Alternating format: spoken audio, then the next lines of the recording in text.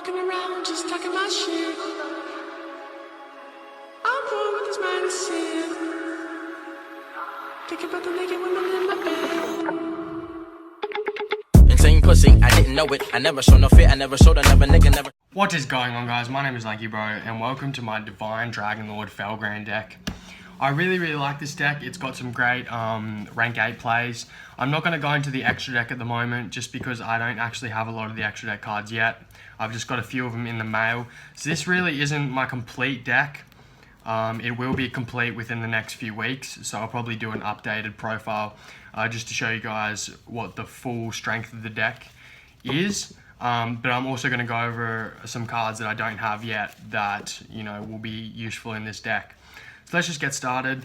The three main cards in the deck, the main card is Divine Dragon Lord Felgrand. Obviously, he's just a really powerful card.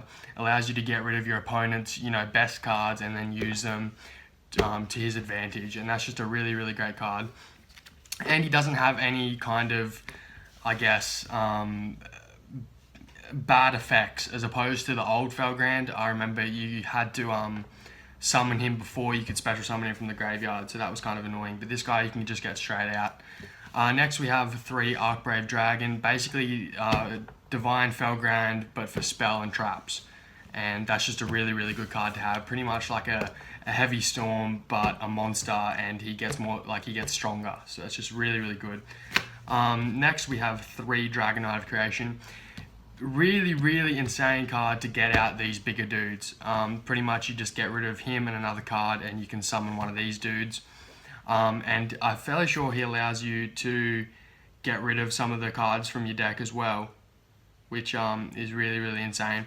And he also becomes level 8 during your opponent's turn, which is really cool because it just allows you to get more of those rank 8 plays.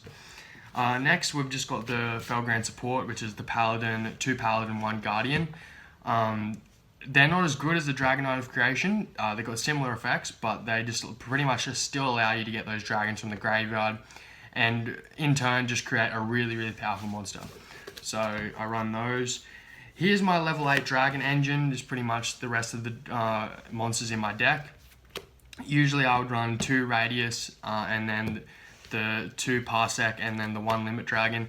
The reason I use these guys, they're just insane for level 8 plays. Pretty much Radius lets you special summon him when your opponent's got an XYZ monster, and then he becomes level 8.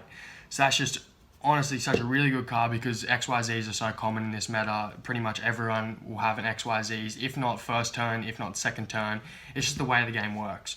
So he's really easy to summon, and you can summon him off any level 8, and if your opponent's got a powerful monster, you can special summon him as well. So they just kind of work in combination with each other, and along with Felgrand, you can make those easy rank 8 plays. So that's it for the level 8 Dragon. And then just my last 2 monsters, I've got an Honest. Honest is a really good card for light monsters. Literally the majority of these cards are light, so you really can't not run Honest.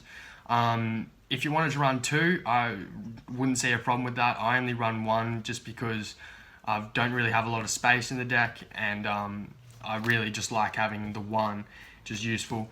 Another card is Light Ray Daedalus. You can special summon him as long as you've got 4 or more light monsters in your graveyard. So he's 2600 attack and you can special summon him easily. And if you can get rid of a field spell card, you can pop off 2 other cards as well, which is really insane. And that kind of brings me along to the next little section here with the spell cards. It's pretty much my engine to get rid of my dragons from the deck. Dragon Ravine just lets you once per turn get rid of a dragon, Terraforming to get it to your hand, and obviously a Foolish Burial just to get the cards in the grave. And this guy really works with the Dragon Ravine because you can pop off a Dragon Ravine or use this effect, pop it off, get rid of 2 more cards with this guy. Or for example, if you're versing like a Buster Dragon deck, you can get rid of a Union Hanger and then pop off 2 other cards as well. So that just, you know, works really well with field spells, and you know, obviously getting those monsters to the grave as well with that field spell. Next, just the 1 Soul Charge. You can't not run this card. It's too good, you know, it's such a good card. I'm so glad that we're still able to play it at 1. That's just really cool. Next is the Triple Trade-In. Obviously, you've got a lot of 8-star cards in the deck. You know, if they become jumbled in your hand, you can get rid of them and draw 2 cards. Easy draw power. Next is the best card in the deck, the most expensive card in the deck, the Return of the Dragon Lords. It's just such a good card. Like, you guys have no idea. It's just, you know, it's about $6 or $7, and pretty much you can bring back one of your high level dragons and then protect it therefrom from card effects. So really, really, really good card. You got to run 3 of those. Next, I just run 2 Ruins of the Divine Dragon Lords. It's just a really good continuous spell card. While you've got a dragon on the field, you can negate the effects of your opponent's monsters I think it's the turn they're summoned. So that really just comes in handy because, you know, it stops like a lot of the cards in the meta that are really good at the moment. The Overraptor allows you to search from your deck or send cards from the grave. So that pretty much just stops them for a turn. And, you know, really a turn can be all you need really to turn the game around.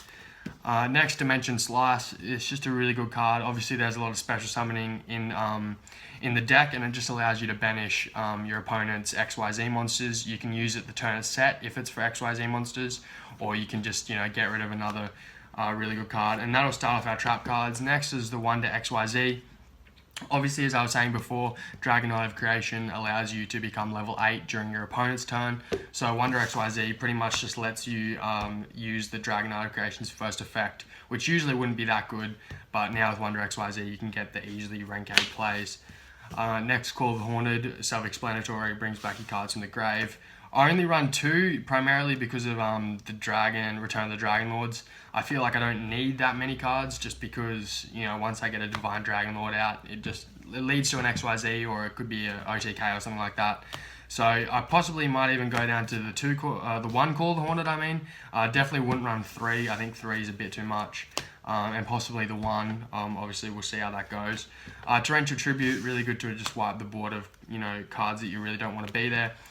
Breakthrough Skill just allows you to get rid of those monster effects, and obviously you can use that card once it's in the graveyard as well. Becomes really handy. I also side deck 2 as well in case I need more. I've got the Phoenix Wing Wind Blast. I really like this card. If you draw into a Felgrand, you don't really need him when he's not in the graveyard, so it pretty much just allows you to discard it from your grave and just pop off one of your opponent's cards as well back to their deck, it's pretty much, you know, a Razor of the Storm Monarch, which I play Monarchs as well, and it just really, really comes in handy for a lot of decks. I'm really into counter trap cards at the moment, so I put in Ultimate Providence. Pretty much you can get rid of a spell trap or monster and negate that on the field. It just comes in really handy because you can use it for just, you know, a lot of different cards, and if there's a time that you have too many spells, too many traps, too many monsters in your hand, you can just utilize them really well. And again, you know, get the Dragon Felgrand, negate an effect on the field, get a Dragon Felgrand to your grave, and then bring him back. And last but not least, just the 2 Dark Bribe, just to get rid of those spell and trap card effects. Obviously, you've got Archbrave Dragon, but, you know, you have to summon him in your turn. Or I guess you could summon him in your opponent's turn and get rid of all the spell and trap cards, but, you know, they could still counter you and use one before you use that effect. So Dark Bribe's just there, just in case. It does add to your opponent's draw power, but then again, you know, I just find that counter trap cards are just really, really good, and they can, I guess the benefit just outweighs the bad. So that's just it for my Felgrand Dragon deck. As I said, I don't have an extra deck for this deck. But I am going to have one soon with an updated profile for you guys. I hope you guys did enjoy this deck profile. If you guys want to leave any tips in the comments, or you know, a like would be great also, and comment if you enjoyed the deck profile as well, and if you have any questions, make sure to ask. And if you want a Word document of all the cards in this deck, you know, names wise, just swing me a message and I'll make sure to organize that for you guys. So thanks heaps for watching, and I'll see you guys in the next video.